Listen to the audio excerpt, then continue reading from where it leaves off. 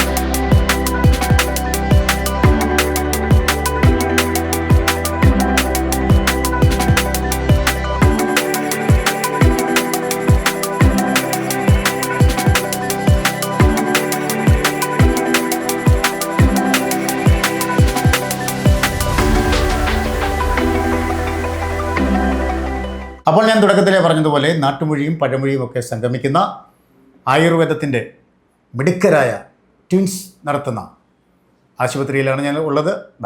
ഇത് ഫോട്ടോ അല്ല, ട്വിൻസ് ആണ് ഇരിക്കുന്നത്. ഡോക്ടർ പ്രവീണ തങ്കച്ചനാണ്ട്, വീണ തങ്കച്ചൻ, രണ്ടുപേർക്കും പ്രോഗ്രാമിലേക്ക് ഹാർദമായ സ്വാഗതം. ഇതിലാരാണ് ഡോക്ടർ പ്രവീണ?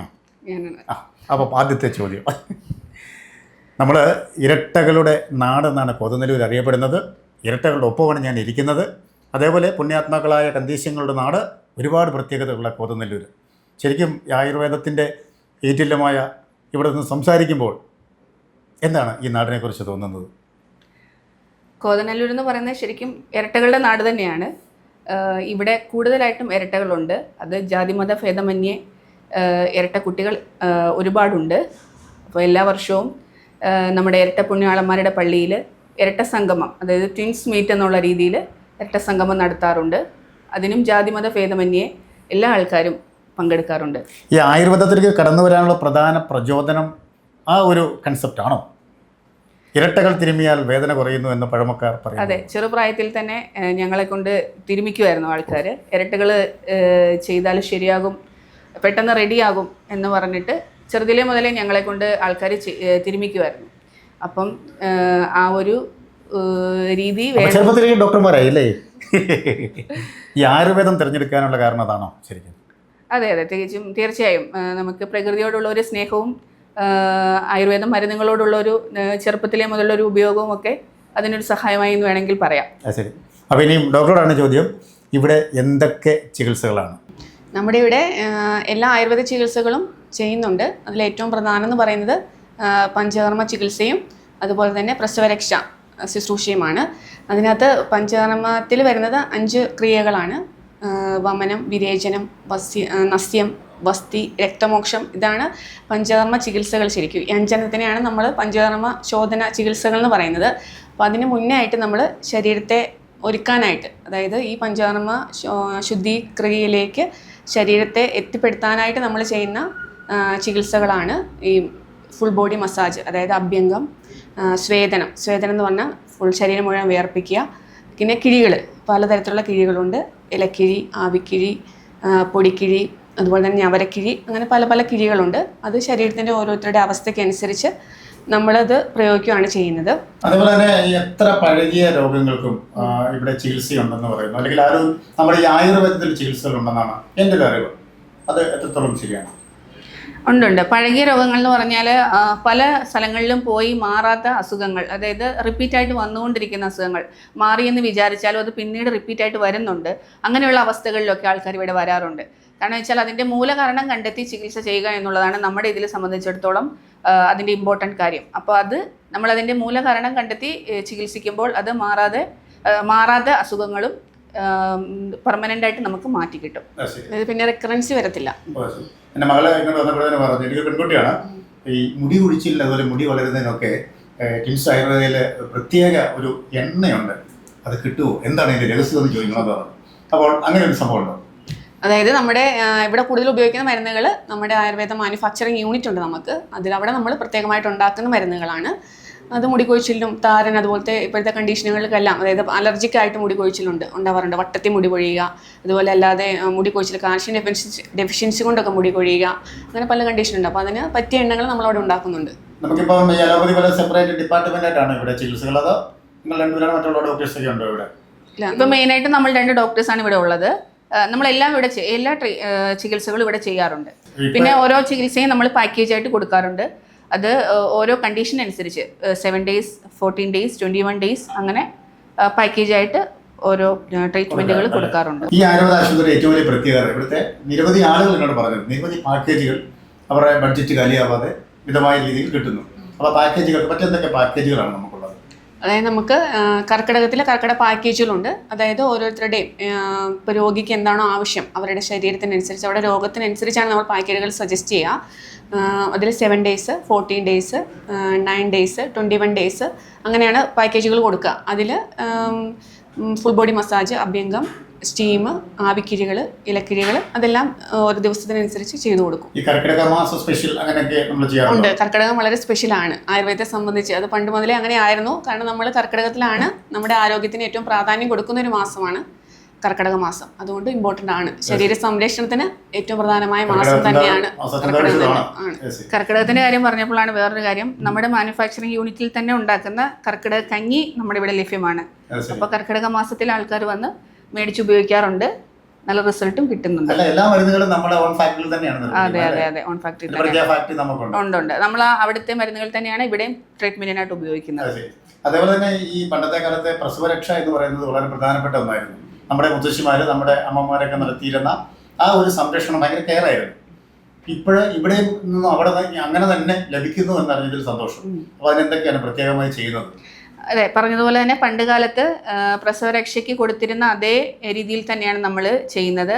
പണ്ട് കാലത്ത് വയറ്റാട്ടികൾ എന്ന് പറഞ്ഞിട്ട് മുത്തശ്ശിമാർ അല്ലെങ്കിൽ അമ്മൂമ്മമാരുണ്ടായിരുന്നു വീടുകളിൽ പോയി പ്രസവരക്ഷ ചെയ്യാൻ വേണ്ടിയിട്ട്. പക്ഷെ ഇന്ന് അവരുടെ ഒരു അഭാവം നല്ല രീതിയിലുണ്ട്. അതുകൊണ്ട് വീടുകളിൽ പോയി ചെയ്ത് ഈ ശുശ്രൂഷ കൊടുക്കാൻ പറ്റാതെ വരുന്നത് കൊണ്ട് നമ്മളത് നമ്മുടെ ആശുപത്രിയിൽ തന്നെ കൊടുക്കുന്നുണ്ട്.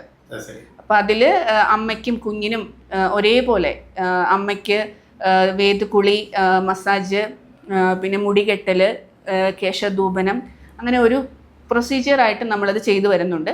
അതുപോലെ തന്നെ കുഞ്ഞിനെ എണ്ണ തേച്ച് കുളിപ്പിക്കുന്നത് സർക്കുലേഷൻ ഇമ്പ്രൂവ് ആവാനും കൈകൾക്കും കാലുകൾക്കുമൊക്കെ ബലക്കുറവുണ്ടെങ്കിൽ അതൊക്കെ മാറാനും നമുക്ക് ഇതിലൂടെ സഹായിക്കും. ഞാനിവിടെ കടന്നു വരുമ്പോൾ ഇവിടെ ഒരു കൊച്ചു കുഞ്ഞ് ഇങ്ങനെ ഇരിക്കുന്നു.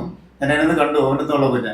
അവർക്കുള്ള സംരക്ഷണമൊക്കെ ഇവിടെ ഉണ്ടല്ലേ? ഉണ്ട്, തീർച്ചയായും ഉണ്ട്. പിന്നെ അതേപോലെ തന്നെ നമുക്ക് കൺസൾട്ടിങ് ടൈം അങ്ങനെ വല്ലതും ഉണ്ടോ? ആളുകൾ എപ്പോഴാണ് വരേണ്ടത്, എങ്ങനെയാണ് കോൺടാക്ട് ചെയ്യേണ്ടത്, അതേക്കുറിച്ച് കൂടി. അതായത് നമ്മൾ ഡോക്ടർമാരുടെ വീട് ഇവിടെ അടുത്ത് തന്നെയാണ്. അപ്പോൾ പേഷ്യന്റ് അവൈലബിൾ ആയ ഏത് സമയത്തും നമ്മളിവിടെ